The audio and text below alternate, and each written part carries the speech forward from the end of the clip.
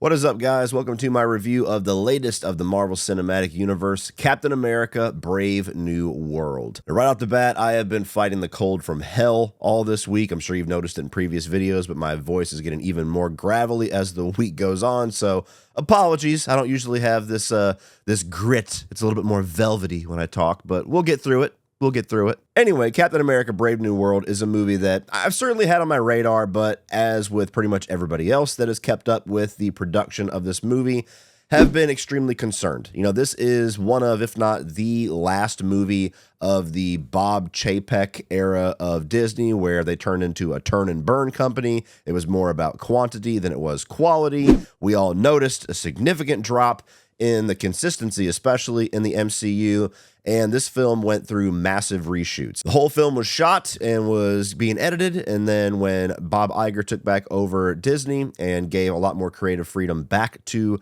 Kevin Feige, they decided this was not good enough and went back to the drawing board and went to fundamentally change the movie in major ways. So there has been a lot of skepticism, we'll just say that, about the quality of this finished product. Whenever you hear about a movie going through that type of production, it very rarely turns out to be a good product. But I've held out hope because I love the Captain America movies. He is my favorite character in the MCU. Captain America: Winter Soldier is my favorite movie in the MCU, and Civil War is certainly in my top 5 as well. For a long time, I would tell you that Captain America: Winter Soldier was my favorite comic book movie, period. And most days, I think that's still probably going to be my answer. So that added in with the fact that I really like Anthony Mackie as an actor. I love his character of Falcon. I was not one of those people who was puzzled for why Steve Rogers gave him the shield. I thought that he was totally capable of taking up that mantle. So I've been rooting for this, if nothing else, just because I really hope that Anthony Mackie, in the first movie that he is the lead, he is the star of, he's not let down by the writers and the studio and the directors. But what did this movie turn out to be? Was it a disaster? Was it the savior of Marvel? Was it somewhere in between? But really quick before I get into all of that, if you've ever wondered to yourself how these superheroes are able to stay body odor free despite these thick padded suits, well, they're probably using the sponsor of today's video, Mando. One thing about my personal hygiene that I've always been hyper focused on is the way that I smell. As somebody who works out 6 out of the 7 days a week and lives in a hot and humid climate, it's not unusual for me to battle body odor multiple times a day. Luckily, I started using Mando, who offers a variety of high-performance, whole-body deodorants that offers you 72 hours of odor protection for your pits, your feet, your package, and all the cracks and crevices in between. Mando was created by a doctor who many times saw that normal body odor was being misdiagnosed and mistreated. Unlike traditional deodorants that try to mask the odor, Mando is formulated and powered by mandelic acid to stop odor before it starts. So it's more like a pre-odorant. And Mando is clinically proven to be more effective than just a shower with soap alone. 12 hours after a shower, the average man's grundle odor level is a 5 out of 10. Using Mando, it's a 0 out of 10. One of my favorites of their products that I use every day is the whole body deodorant stick. This one comes in the Mount Fuji scent, which is awesome. And what I really enjoy about it is that it's a smooth, solid stick deodorant, so it doesn't show on your skin and doesn't come off onto your clothes. And something I love to throw in my gym bag every day is this invisible cream tube. It's got the Pro Sport scent, which is perfect for somebody who's working out. And it's as simple as putting a pea-sized amount into your palm and rubbing it in anywhere that you want to control odor. And the cool thing is that Mando's starter kit comes with both of these items. You get a full-size stick deodorant, plus you have either the invisible cream tube or the spray body deodorant, whichever one you prefer, plus 2 free gifts like a mini body wash tube or a 15 count of the deodorant wipes in case you want some odor control on the go. And all of these products are available in 4 unique scents like bourbon leather, clover woods, Mount Fuji, or my personal favorite, Pro Sport. Or if you prefer, they also offer an unscented option. Get yourself Mando's starter pack bundle, and just for my followers, Mando is offering an extra $5 off the starter pack when you visit the link in the video description and use my exclusive code CODY at checkout. That's over 40% off in total. And thank you so much to Mando for sponsoring today's video. And now talking about the positives of Captain America: Brave New World. And to no surprise whatsoever on my part, Anthony Mackie is a great lead, a very capable lead actor and lead character, and a really great successor to Steve Rogers for the Captain America character. Anthony Mackie's got a lot of charm. He's got a lot of charisma. He has great chemistry with all of the side characters, predominantly the new stand-in Falcon character named Joaquin, as well as Isaiah, who was like the original Captain America, the one that was like the secret one that nobody gave any credit to, if you've seen Falcon and the Winter Soldier.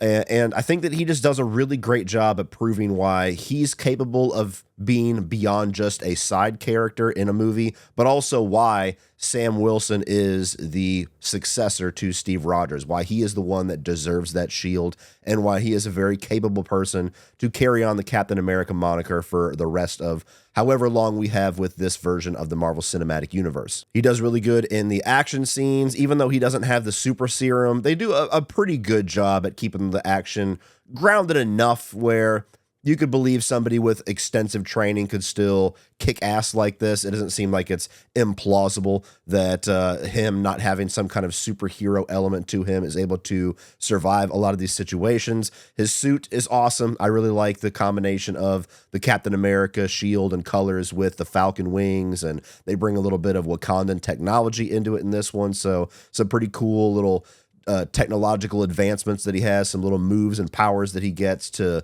blast people away and everything. So as a lead character, as a lead actor, I thought that he was awesome. And for a movie that is called Captain America better be awesome. Otherwise, your movie has just got no chance.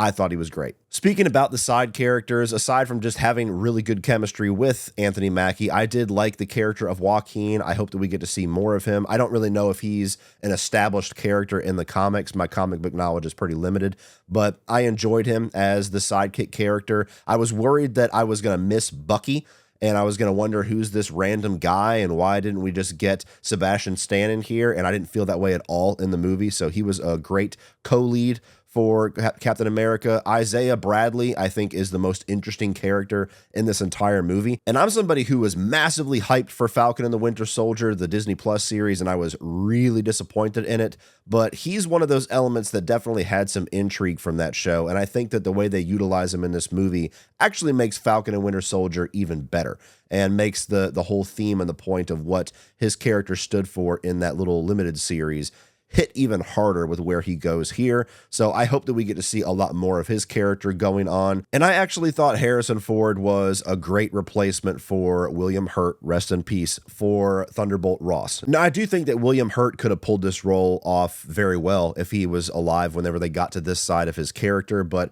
Harrison Ford as a replacement, I mean, you can't really get any better than that. He's a bona fide movie star. He can have all of the intensity and all of that gravitas that William Hurt was able to bring to the character, but also has this inherent charm to him as well. And for a storyline that's really trying to soften Thunderbolt Ross and show a little bit more of his humanity and show him as this changing character and somebody who is trying to evolve from who he once was, I think that Harrison Ford's personality lends itself very well to that. So of course, it's tragic that we lost William Hurt, but for the character, it might have even worked out better that it ended up being recast as Harrison Ford. So for somebody who is, I was assuming was going to be a smaller role in the movie and actually ends up being a pretty significant piece of it, I thought that he was a great addition to this franchise. I was very surprised and actually very happy that this movie predominantly is a sequel to The Incredible Hulk. Like, it's more The Incredible Hulk 2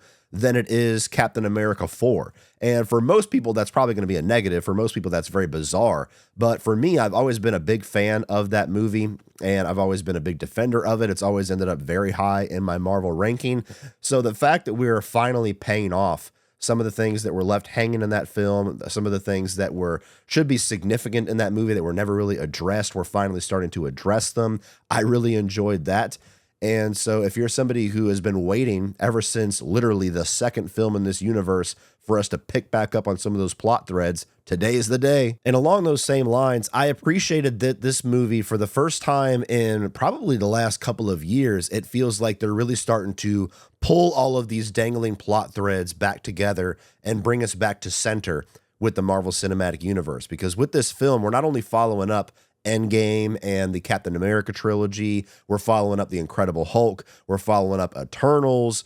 There's so many different things, these major lingering plot threads, the big celestial that's been sitting in the fucking ocean for years and nobody's mentioned it, that we're finally starting to wrap those up and bring those back into the forefront and explain why they're going to be significant going forward in this universe. So I will have some issues whenever I start talking about the negatives about the overall story of this movie. But as far as bringing some cohesiveness and bringing some continuity back to the overall universe, something that used to be flawless in the MCU and has not been as of late, I think that was a strength. I really do think this movie is going to be a bridge between the era where we started to see a quality dip, the Chapek era, if you want to call it, and the new slate of films and TV shows that are back under Kevin Feige and are under Bob Iger and are hopefully going to be much more akin to the quality that we were used to seeing in this franchise pre-Endgame. I think this film is going to be something that wraps up a lot of those loose ends, wraps up a lot of the messiness of the universe, and is able to kind of get us onto a decent footing so that we can move forward and hopefully get back to the glory days, or at least something close to the glory days. And the last thing that I really enjoyed about this film is that, to me, it did do a pretty good job at getting back to somewhat of a more grounded version of the MCU, the ones that we were much more akin to seeing in the first couple of phases, like the other Captain America films, predominantly Winter Soldier. It's not nearly as good as those films, I'll tell you that right now,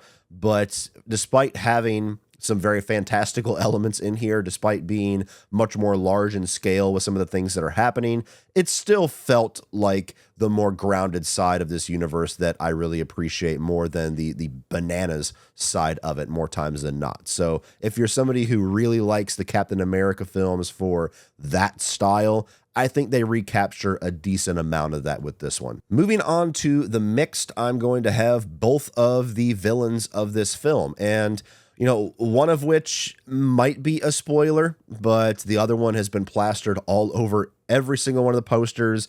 Every single one of the trailers are focused on this third act fight with Red Hulk, so I don't think that's a spoiler whatsoever. But you have Red Hulk as one villain of this film, and then you have the leader as another villain of this film, who is a carryover character from The Incredible Hulk, something that we have been waiting to see where this character is going to pop back up again. And I think that both villains have some really cool strengths, but are just utilized in a way that doesn't really deliver as much as they could have, especially the leader, who for some of us is a character we've been waiting to see now for like a decade. I think that his plan was interesting. Having a villain that's a little bit more of a thinking villain versus somebody with superpowers, I always find intriguing, like Baron Zemo. I've always thought characters like that are a little bit more interesting. And he's somebody that has a fantastical element to him, being that he's been exposed to the blood of the Hulk, but it's all about statistics. Like, he's putting all of these chess pieces in place because of the statistical probability of who's going to do what and how things are going to turn out. And he's able to create this espionage plot with things like that. And I think that's a really cool idea. However, I just think that as the movie goes on, it feels like his threat level, the ultimate plan that he's going for, isn't as interesting, isn't as diabolical as it seemed like it was going to be when he's first introduced. And then you have Red Hulk here, who I think is pulled off very well for the sequence that they were going for. I like the look of him. I think that having Red Hulk as a villain for Sam Wilson, a character who is not somebody with a super serum and somebody that's going to be like this ultimate threat for him to prove himself, I think that lines up pretty well. The issue is that they decided to plaster him all over the marketing, because it's not really until like the last half of the film that they even start to drop hints that there's something going on with Thunderbolt Ross. So it's not like this lingering plot thread that you can see coming a mile away. It's something that if they had not told us, it would have been a really cool reveal. But ever since they started advertising this movie, they keep showing the Red Hulk scene, and he's in every single one of the posters. It's his hand grabbing the shield. It's him going down and punching Sam. And so they have advertised the fuck out of this movie as if it's a Red Hulk movie more than a Captain America film. And it's one sequence, which, I mean, you could tell from the trailer, it's all been scenes from the exact same setting. That's a big hint that it's only going to be that one sequence. But if you had had a movie that could build up to the reveal of Red Hulk and have that third act sequence be this really cool secondary villain, that could have really done a lot for this movie. But every single person walking into this, unless you just walk in blind, which is very hard to do with a Marvel movie, we're all expecting it from the first frame of the film. So I feel like they kind of shot themselves in the foot a bit with the marketing on this one. I miss the days where you could have surprises like that be revealed in the movie instead of them just showing it to all of us, trying to get as many asses in seats as possible. So I think their choice to market that kind of cut the legs off of any kind of impact that character could have had. And the other mixed element is the action sequences. I think for the most part, they're fun, they're entertaining, they're a little bit different because this version of Captain America has wings. So the biggest action set piece in the film is, I believe, in the Indian Ocean. It's around where the Celestial is, and so it's kind of like a Top Gun flavor to it, where it's an aerial battle plus it's a ship battle, and it's a cool sequence. And even the fight with Red Hulk, I think, was pretty cool. But I don't think any of the action sequences in here hold a candle to some of the action sequences that we've seen in the other Captain America films. I think Winter Soldier is some of the best action set pieces put to film, period. Not just in a comic book film. You're not coming anywhere close to it with the ones here. So it's suitable, but for the fourth film in this franchise, you want to continue to see them get better, not take a back step. And now moving on to the negatives. And while I don't think that it's as insufferably bad as I was fearing it was going to be, it is absolutely obvious that this movie went through massive rewrites and massive reshoots because the plot of this film is held together with duct tape. You have this plot espionage thing that kicks everything off in the beginning. You have this minor villain Sidewinder played by Giancarlo Esposito, who every single scene that he's in, you could tell is a reshoot because in the grand scheme of things, he's such a minor piece of the story. And why you would cast somebody like Giancarlo Esposito for a character like that is also frustrating. And then you get into the leader's plot and then eventually the Red Hulk. It just feels like all these different ideas that were kind of just duct taped together to try to make one movie. And it's a shame because I think that there's a lot of potential for any of those three storylines to be a really solid Captain America story. But overall here, you just kind of, you're going through just an experience of watching action set pieces and watching Sam Wilson do his thing, watching him take down different villains. But there's not really a plot that's actually pushing a lot of this through. You're just kind of on a theme park ride for a lot of this, which is what represents the worst of comic book films, when there's no real depth to what's happening and it's just visual excitement. And one of the main casualties of them telling their story that way is that I really don't feel like Captain America himself, Sam Wilson, really has much of an arc in this film. Like there's moments where they'll give you like an exposition line that tries to tell you what he's going through, but at no point in the film do you feel this journey or this struggle with him. Like the only thing that they're somewhat attempting to do here is him having a little bit of imposter syndrome, trying to live up to the name of Steve Rogers because he doesn't have the super serum. And so looking at what Steve could do, looking at what Bucky could do, he wonders if he's capable of keeping this mantle, of holding the shield and doing it justice. But that's just mentioned once or twice. It's not something that actually starts the film as something that he's struggling with. And then he goes on this 2-hour journey and by the end of it realizes that he is worthy of the shield. It's nothing like that. It's just a couple of conversations where he's like, man, I wish I had that super serum. No, you don't need it. Like, you're good without it. Man, I wish I had that super serum. And so very strangely, you're not going on any kind of a character journey with our titular hero. The character that actually has the character arc and the journey in this movie is Thunderbolt Ross. It's Red Hulk. It's Harrison Ford. And I think they do pretty decent with showing what his story and what his growth is going to be. You know, he's somebody who is this hardened general. He's very much antagonistic towards the Avengers. He created the Sokovia Accords, which kicked off Civil War and all the events that followed that. And so he's in a place where he's trying to make up for his mistakes of the past. He's now the president of the United States. He's trying to be the leader for everybody. He's trying to rekindle his relationship with his daughter, Betty. And so there's all these things that he has lingering around where he's trying to be this better person. And so he's the one that goes on this journey throughout the movie of trying to achieve that and hitting roadblocks along the way, like turning into a Red Hulk. And so that was interesting. I probably should have mentioned that in the positives because I thought it was done well, but it's weird to have a movie called Captain America Brave New World that is more of an Incredible Hulk sequel where Red Hulk is the one with the character arc and the main storyline. So again, it just feels very obvious that whoever wrote this movie was going for one thing and then they decided to change it and go for something else, and they're trying to cobble it all together to make something somewhat coherent to be able to be released to the world. And so you get a film that just has this massive identity crisis, and I don't know if it's going to deliver what people go to a Captain America film wanting because of that. So what you end up with here is a film that I do think is entertaining. I do think that it's suitable. It's better than I expected it to be. But it still depresses me that we're in an era of the MCU where better than I expected it to be seems like a good thing. You know, not terrible seems like a good thing. Like that's where our standards have dropped to with the Marvel Cinematic Universe. Is as long as it's not garbage, then we're somewhat relieved and somewhat surprised even. I want to get back to the days where you walk into a Marvel Cinematic Universe film knowing it's going to be good, but there's a shot it could be great. And I feel like that could be on the horizon. We'll see. I'm trying to be optimistic, but this is not quite the movie that's going to get us back to that heyday. I think that it's good. I think that it's watchable. For me, as somebody who's a massive fan of the Captain America character and the previous trilogy, I think that this is more my type of film than some others, so I'm probably inclined to be a little bit more forgiving with it. But it's the weakest of the four by far. And the ultimate shame of that is that I think Anthony Mackie deserves better. Yeah, and so I hope that eventually he gets better. I hope that whenever he gets another film or when you get a team-up movie with him being the Avengers, Captain America, whether he's the leader or not, who knows? We don't even know who the fuck the Avengers are. Like, that's just so weird.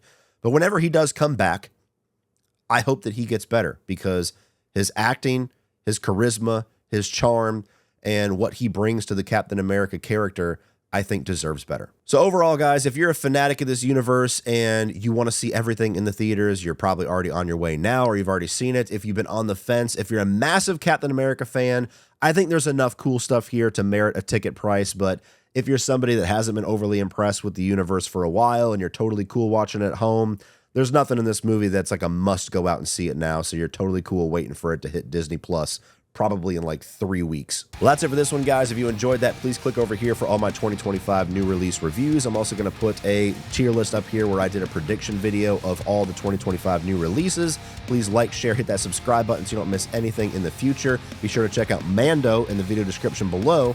And as always, remember, opinions are like assholes, but that doesn't mean you have to be.